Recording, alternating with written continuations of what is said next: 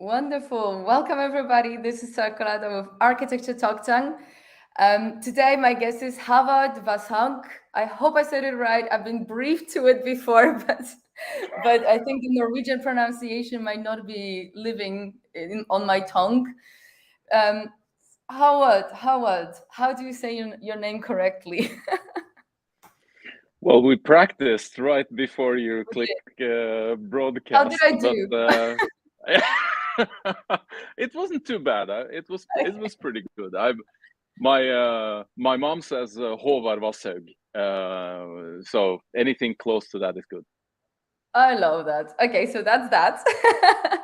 So I'm really excited for this conversation because you, of course, have so much experience with design technology within architecture, but also a really interesting sort of journey going through design technology at Snøhetta, managing that for them, and then starting your own companies. So I hope we can dig into the topic of design technology. But before we go into that, tell us a little bit about yourself and your career. Just a little bit. Well, my biggest problem in life probably is that it's very difficult for me to keep something short, but I will really, really, really try. Um, Thank you. yeah, well, you're welcome. I'm Norwegian. I'm a Norwegian engineer. I worked in many different spaces after graduating as an engineer. I've lived in Norway all my life, but I consider myself like what you would maybe see like a citizen of the world. Um, and uh, and yeah, I loved playing with Legos when I was a kid, and also where I'm from in the north. I'm from very very far north in Norway, and in that place there's like snow all the time. So I did a lot of snow caves in the winter outside, and then Legos inside, and I think that kind of triggered me on becoming an engineer and working in the building industry eventually. Was that short enough?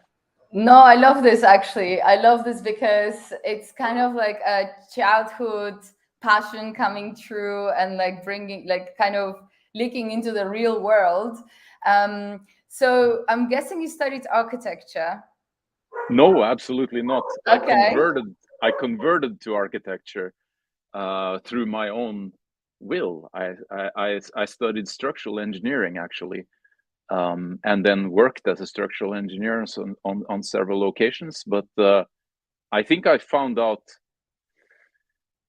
one day that I really like to work with architects. I love So this. that's how I got into architecture. Yeah. Wonderful. So, how did design technology come about? Was it basically through being an engineer, getting already into engineer mindset and developing like your designs with tools?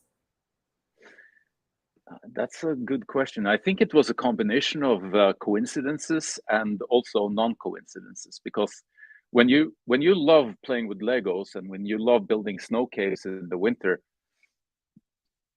becoming a structural engineer, at least in buildings, is maybe not the best choice you can do. So because you don't model or you don't design a lot of things. Maybe this will sound very negative, like on behalf of all the structural engineers out there, and that's not my intention at all. But like for me, I I felt always very creative, and I liked to express that creativity in like drawing and modeling and building with my hands when I was a kid. And then when I saw like computer tools, CAD basically, like probably a lot of people got exposed to like CAD and 3D modeling when they were studying, and that was the case with me. And when I saw like 3D modeling for the first time in a software in a computer when I was a student, that really triggered that same thing inside of me that I felt when I was a kid.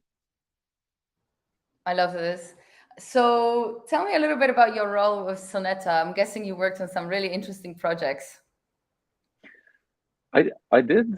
I got hired at Snøhetta I don't remember which years it was, but a friend of mine was working there, and we decided to have a chat about the possibility of me working there, and eventually I did. I was basically, so Snøhetta had already like parametric designers and people who were really good with visual programming and generative design and advanced CAD modeling, and they also had like a pretty good BIM team who developed and delivered BIM on several projects. But I think what they lacked, and one of the reasons why they wanted to work with me, was that I had a little bit of both worlds. And I guess they wanted to, for Snøhetta, it was important at the time, and I think still probably is like to connect those two worlds, because the BIM people and the parametric designers, they would usually be like different people. And although like working in the same space and working on the same teams and the same projects often would have like vastly different interests and drives. And I, at least if it wasn't from day one, then at least after pretty quickly, I think that it became apparent that one of the most valuable contributions I could have was probably like to bring those worlds a little bit closer. So I introduced parametric design to the BIM team, and then also databases and BIM technologies to the parametric designers. It's late today, sorry. Yes, thank you so much actually for connecting with us so late. Yeah, no, that is fascinating. So how did running your own business now come about? Tell us a little bit of story of like starting that project and becoming a founder of a new tech company. Sure. And I'm hearing that voice in my head that says, keep it short, Håvard, keep it short. It's okay. You can tell us the longer version. Well, the short story really is that so I got exposed to 3D modeling and CAD pretty early, probably just even before I graduated as an engineer. I worked as a BIM specialist in some engineering firms, and then when I went into architecture, around the same time, parametric design started getting like wind in the sails, and some tools, you can say, gained velocity within the BIM space. So like classic parametric design, you think of maybe Grasshopper, like doing parametric CAD in Grasshopper, but like similar tools appeared in BIM platforms, and that really lowered the threshold for me to get into programming.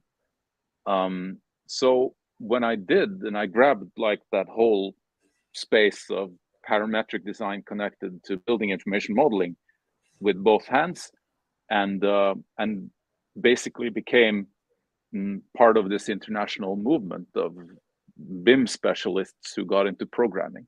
And that's kind of like, for me, looking back, started about 10 years ago. And looking back, I think that was the start of kind of like a wave that I've been riding together with a bunch of other people around the same time. Now, about 5 years ago, this is in the end of 2017, I had been, because I was riding that wave and like connecting with a lot of people who wanted to do parametric design and BIM together. There appeared a lot of interesting opportunities on my radar. So at some point, I remember sitting and thinking, you know, I can either like do this as part of my job at Snøhetta, or I can like do what I've been thinking about probably for a while, is to go and do my own thing.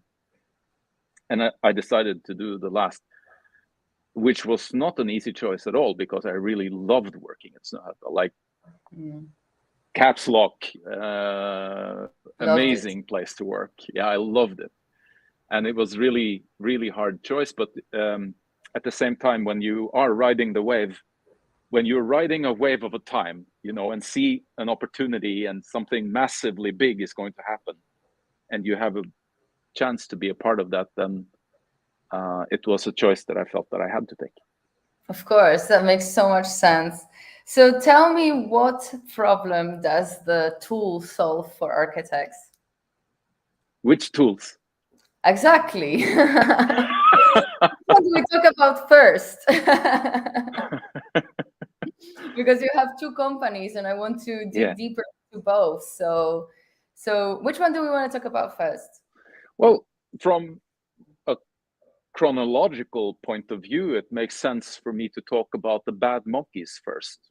Perfect. And this wave that I'm talking about, the wave of all the parametric, coding, BIM, CAD specialists, that name for me, not the entire wave, but like our microsphere in that wave, was a group that I created together with some other like international experts in the field, and we called the group the Bad Monkeys. In the beginning, this was just people who were working at companies like Snøhetta in different places around the globe, who connected on the internet and through events and conferences, and then helped out each other and developed and helped a lot of other people in the industry as well. And that that process became more or less the business model of my first company that I called, like when I stopped working at Snøhetta and I was on my own and started hiring people, I called the company the Bad Monkeys. And today it's called Rio, but it's the same company and it has the same idea. And that is that it's a really valuable situation where you have an architect who is a coder, programmer, basically building tools next to you. If you're an architect sitting here, here, and Yeah. then you have a programmer who is also an architect sitting next to you, you can do a lot of really good things together. And this is something that I experienced through working with the Bad Monkeys while I was at Snøhetta. So I would literally program facade design on a building in Paris while Conrad was sitting in Chicago and building tools that he shipped to me like every day. And that was a really, really cool experience to work that way. And that was the idea of Rio.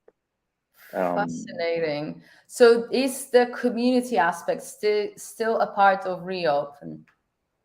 Very much so. I mean, I always say that Reop is the name of the company and Bad Monkeys is the name of the network of companies and people. When we went to, we met the Bad Monkeys for the first time after the pandemic in New Orleans in October, and it was just great to see the other people in that group again, together with everyone else as well. So everything I've done, basically, since way before this wave and the Bad Monkeys and Rio, has come out of some chance of meeting some people physically, face to face in a place, and so we take that very seriously, like the importance of intersecting with other people at certain times. Absolutely. It's fascinating. I'm guessing that the community first came online because you were mentioning, the different countries working together, connecting, networking. So it must be really rewarding to actually come together at one event like in New Orleans and meet everyone, put faces to names. We kind of all experienced it over Corona, but, those type of projects, I'm guessing also communities of people that are like tech savvy actually mainly agglomerate online, right? Yeah, that's true, and I think that it's really important. I mean, people who take an interest in some digital tool or workflow connecting on the internet is like pretty common on the planet, whether it's like gaming or visualization or sports. And then in the AEC industry, this comes into reality in many different spheres. For instance, in design technology. And I think that it's really valuable and maybe not underrated, but at least like super important that we connect online during 364 days a year, and then we meet also physically, because that adds so many other dimensions to that interaction. Mm-hmm. I like it how you kind of talk about reopen on your LinkedIn, because, well, first of all, in your description, you like to talk about the contradictions and what you like and what you don't like. And, I kind of relate to that because, to be honest, I feel like every decision I took career-wise partially came from either disappointment or anger about how things are.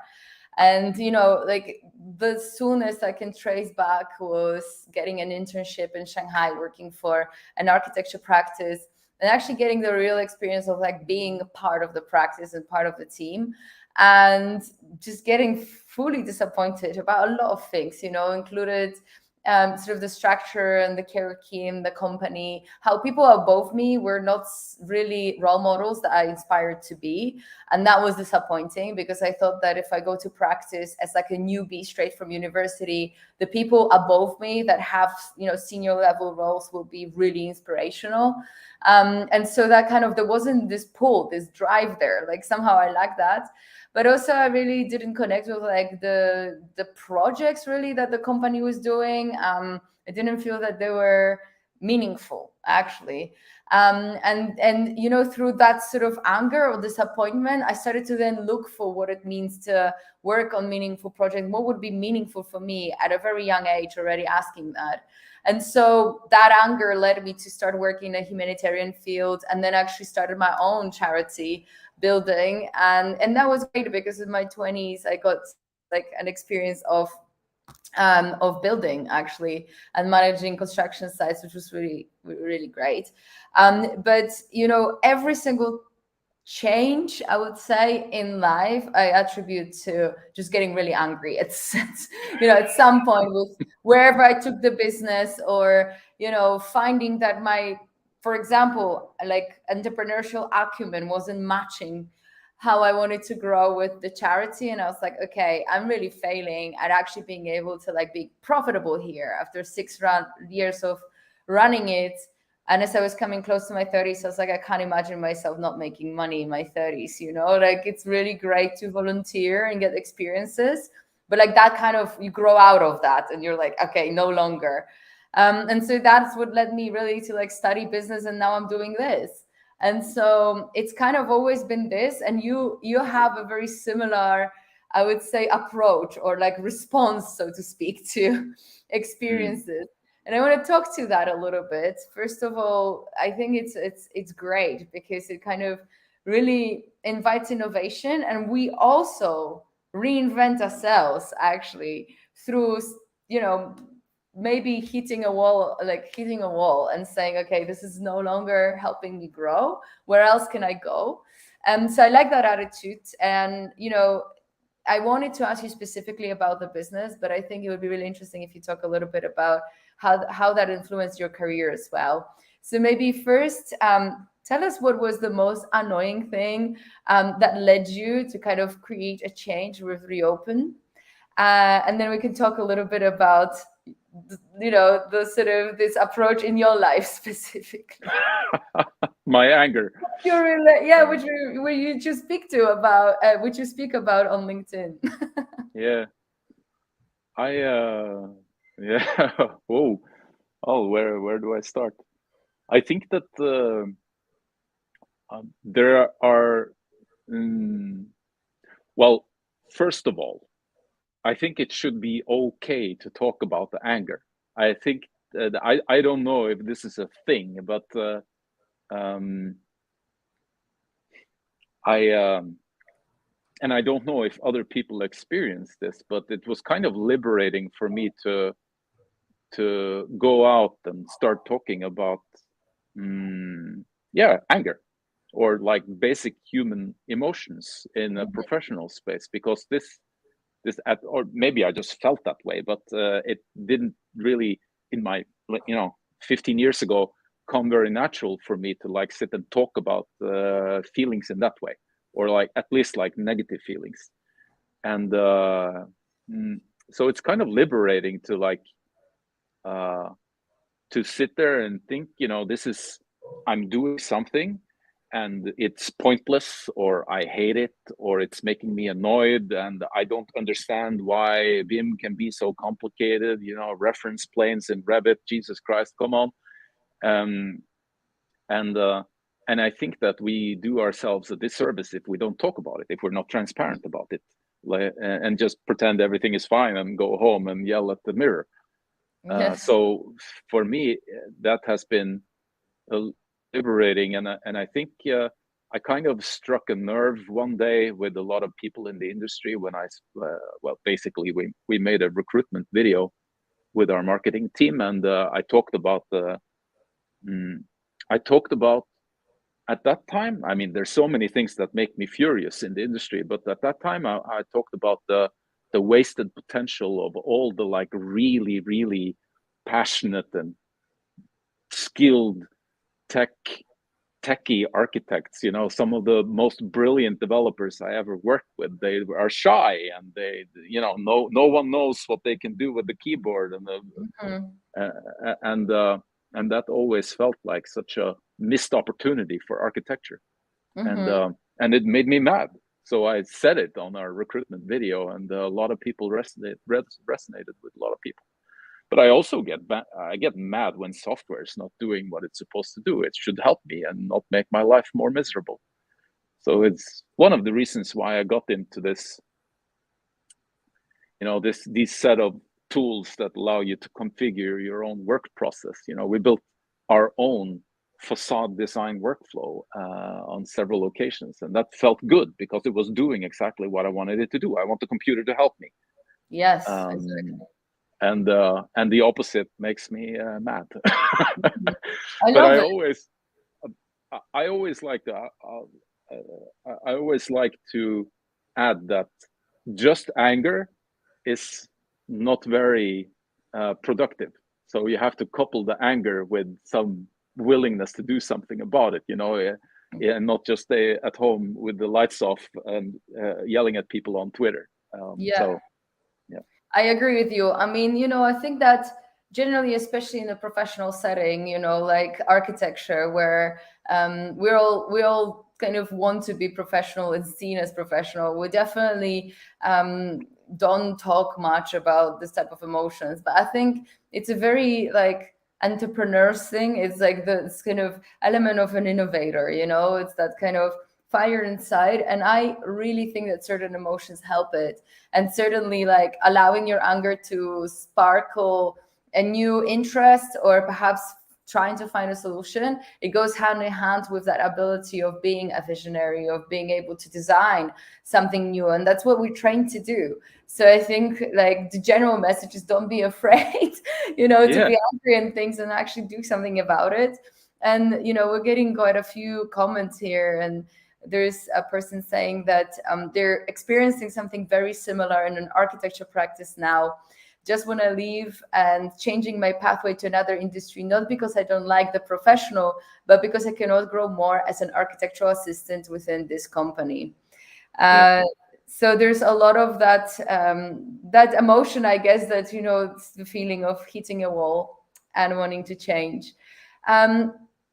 It's really interesting that you mentioned that you actually specifically spoke to that on your recruitment video, because I don't think that many people do that. But it also like speaks to sort of creating like a very authentic message within the company as well, like the brand of how you portray it. And I love the fact that you made it personal as well. Tell me, you said that it had a really positive effect, that people resonated with it.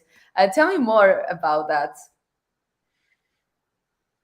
At the time it felt like I'm using the wave analogy a few times today, and again, like it felt like a wave hit me, because we got like hundreds and hundreds of applications. Wow.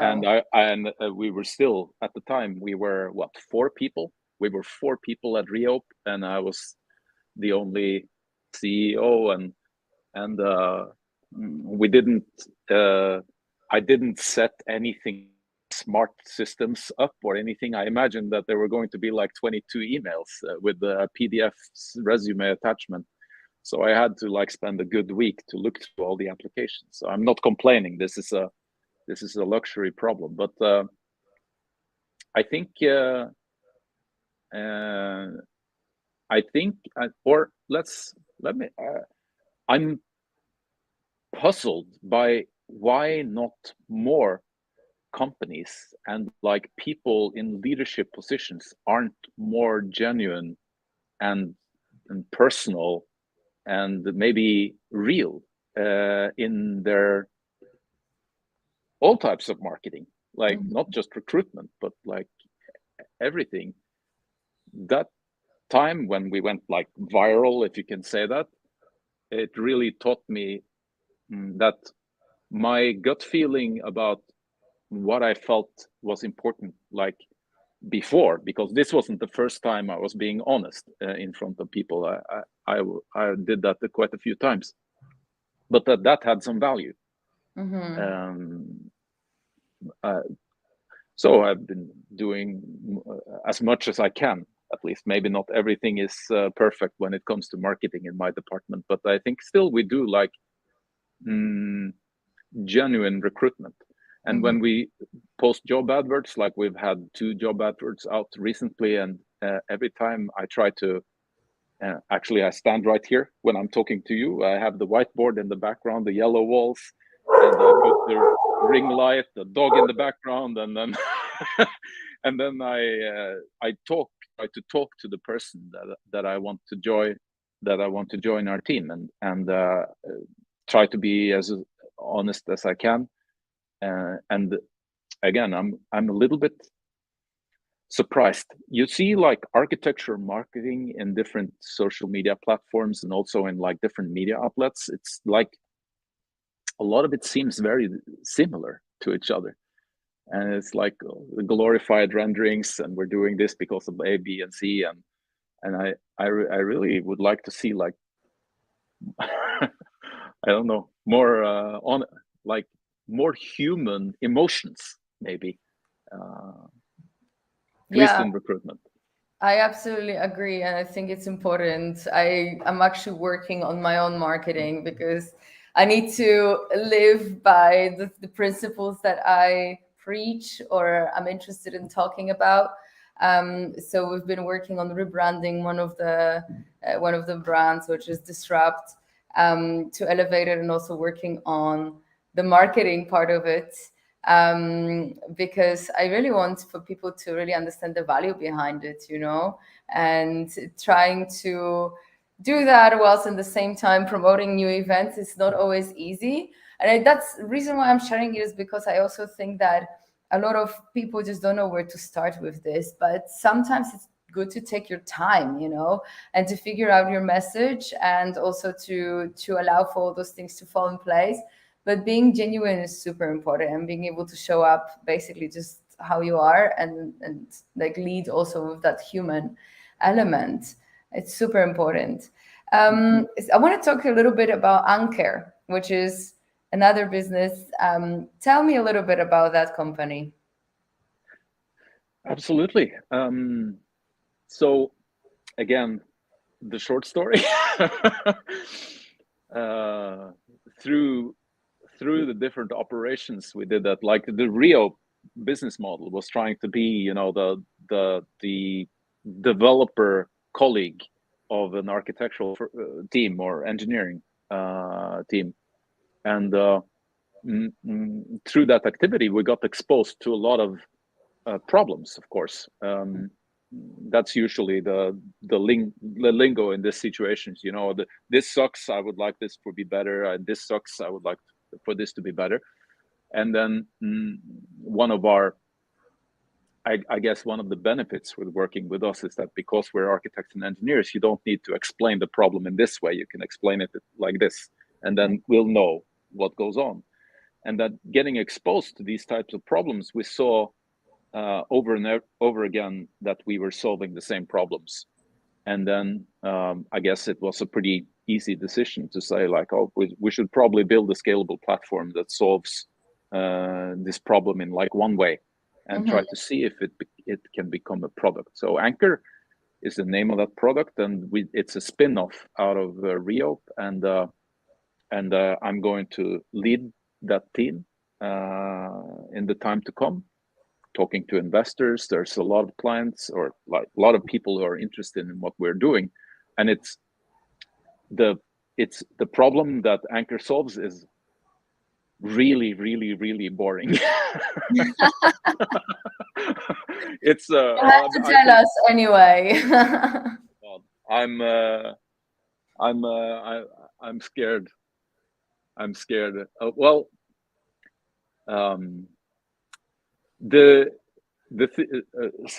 so the problem. How do I explain this in an inspiring way? I don't think it's possible. I'll just say it exactly how it is. In different parts of the world today, architects are being asked to stop making drawings. They are not completely removing drawings from their projects, but they are drastically reducing them. And they are being asked to deliver data for construction instead.